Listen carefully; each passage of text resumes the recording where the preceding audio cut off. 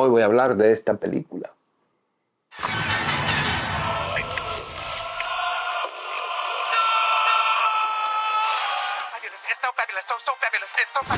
Ese sonido para muchos es el inicio del fin de Star Wars. Va a depender fuertemente de tu edad.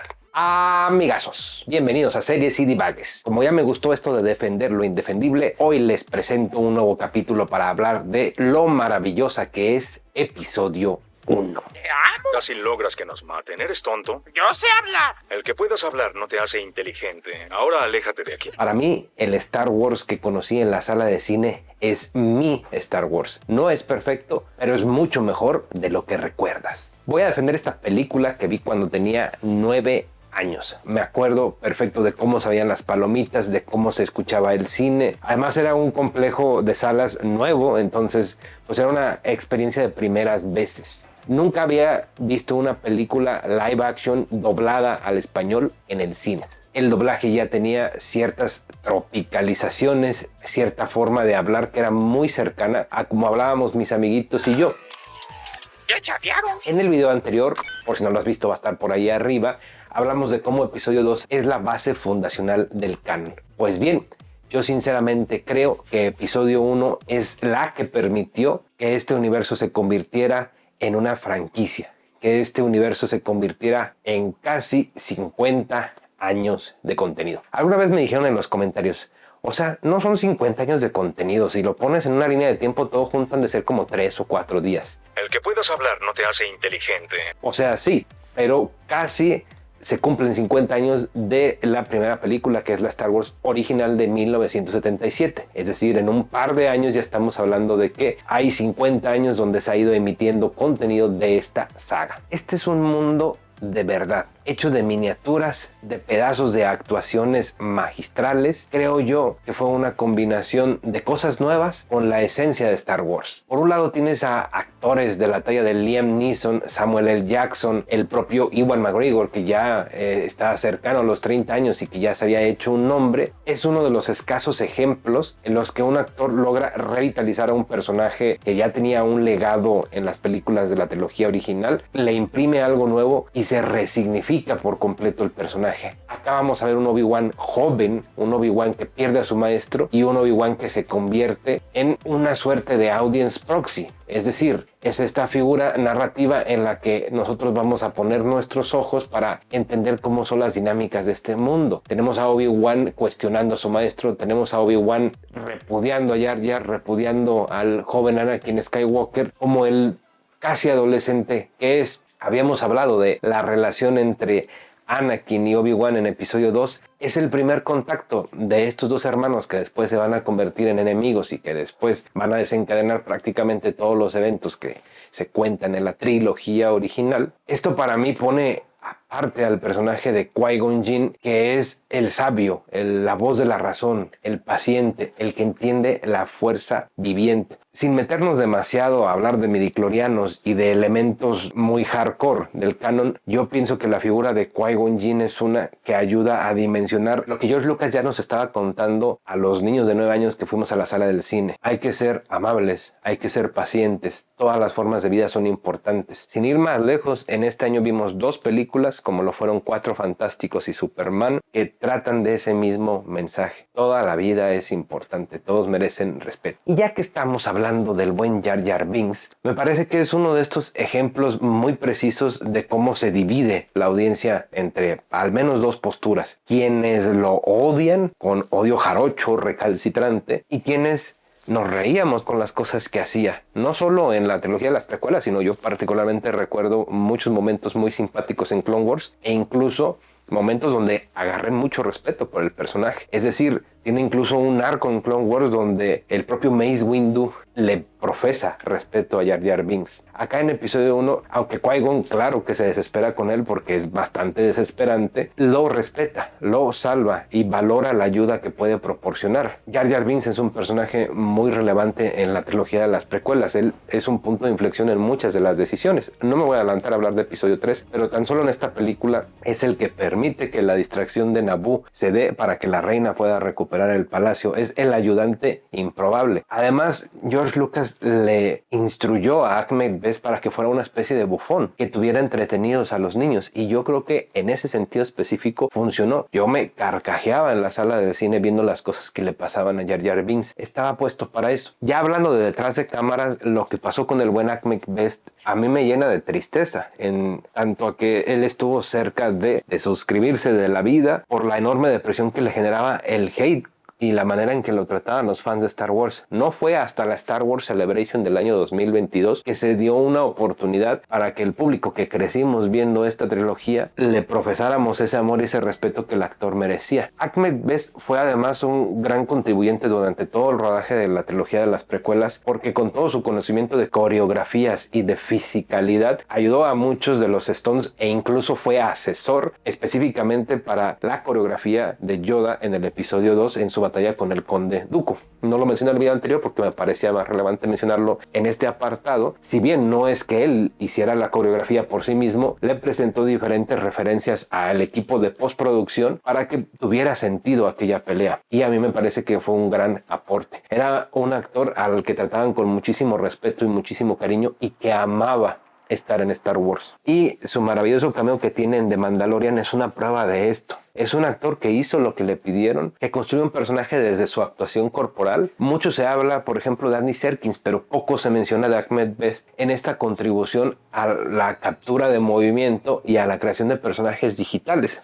Por supuesto que Gollum es un personaje bien interesante y lo que se hizo en la trilogía del Señor de los Anillos pues es mucho más potente que lo que se alcanzó a hacer en episodio 1. Pero fue este avance tecnológico para crear a Jar Jar Binks el que permitió que Gollum existiese. En otras palabras, sin Jar Jar Binks no hay Gollum. Sin episodio 1 no hay muchos de los avances que finalmente se potenciarían en la trilogía de Peter Jackson del Señor de los Anillos. Por lo que, hablando del aspecto tecnológico de esta película, que hace un uso bien interesante de efectos prácticos, miniaturas y matte painting. Sin embargo, sí, esa batalla entre los Gangans y los droides en las afueras de Naboo sí fue completamente CGI y es uno de los avances tecnológicos que, en mi opinión, no ha envejecido nada mal. La interrupción de las comunicaciones solo puede indicar una cosa: invasión. Hasta hace algunos años todo el mundo encontraba aburrida la subtrama de los impuestos a las rutas comerciales. Ha ocurrido una tragedia iniciada aquí con los impuestos a las rutas comerciales.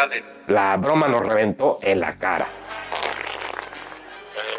Tenemos a una Natalie Portman fuerte e inteligente. Y lo voy a decir porque recuerden que yo vi esta película a los 9 años. Fue el inicio de mi crush cinematográfico. Natalie Portman es bellísima en esta película. Muy joven, tendría alrededor de 17 años durante el rodaje en 1998. Pero a los ojos de un niño de 9 años tiene todo el sentido ese diálogo de Anakin Skywalker de ¿eres un ángel?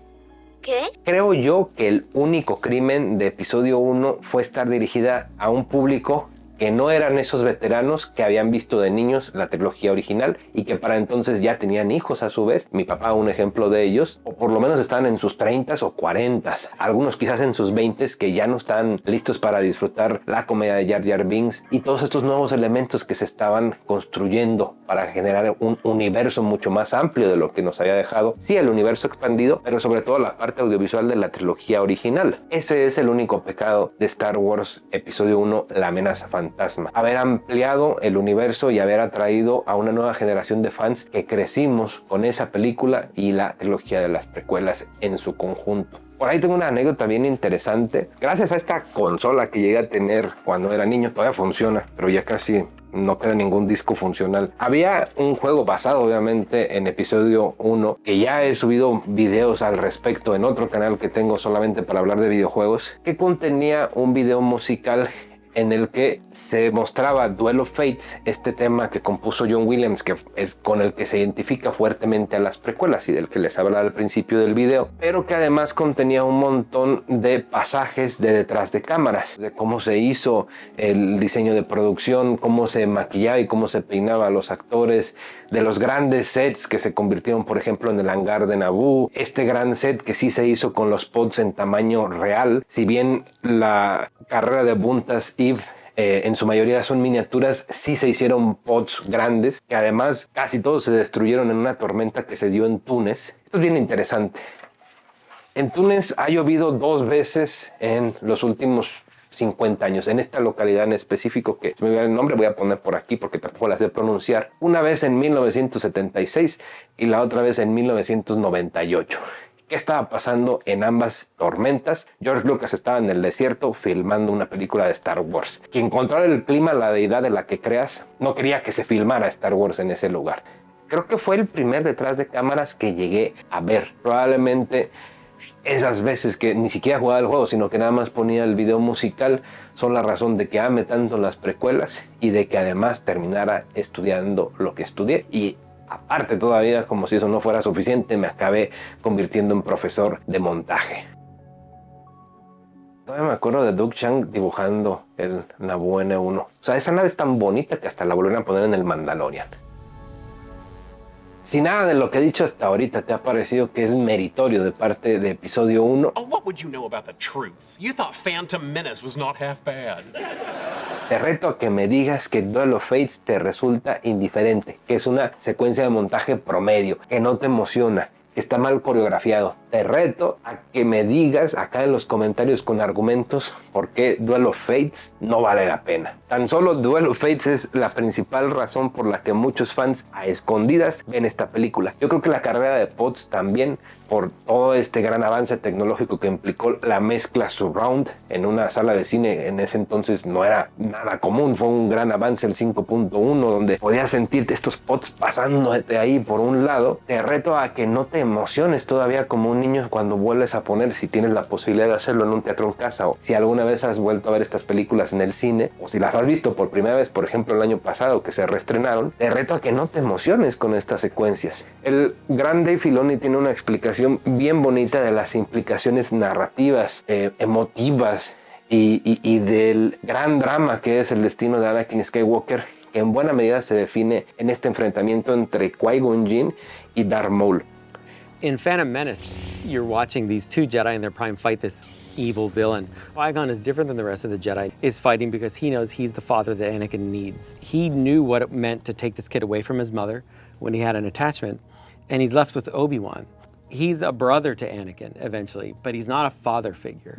That's a failing for Anakin. He doesn't have the family that he needs. Por eso se llama así, es el duelo del destino del elegido de la fuerza. Este conflicto de cómo hay diferentes generaciones de público que aman diferentes partes de esta bella franquicia, de este bello universo creado por George Lucas, es un tema bien profundo. Te dejo aquí en las pantallas finales una reflexión que hice en el marco del reestreno de episodio 1 que cumplió recientemente 25 años el año pasado, así como de lo que ha traído Andor 2 en este sentido de cómo Star Wars en realidad no ha cambiado tanto. Nosotros sí. También si no hubieses visto el video anterior, el de episodio 2, va a estar aquí mismo. Yo soy Dani Divagues, muchas gracias por el favor de tu atención. Déjame ahí en los comentarios la banderita del país de donde estás viendo este video. He visto por ahí gente de Perú, de Argentina, de España. Bienvenidos al canal. Vamos a estar haciendo mucho más contenido de Star Wars. Suscríbanse para que vean el análisis que voy a hacer de cómo episodio 3 en realidad es una muy buena película también. Y pues ahí nos estamos viendo.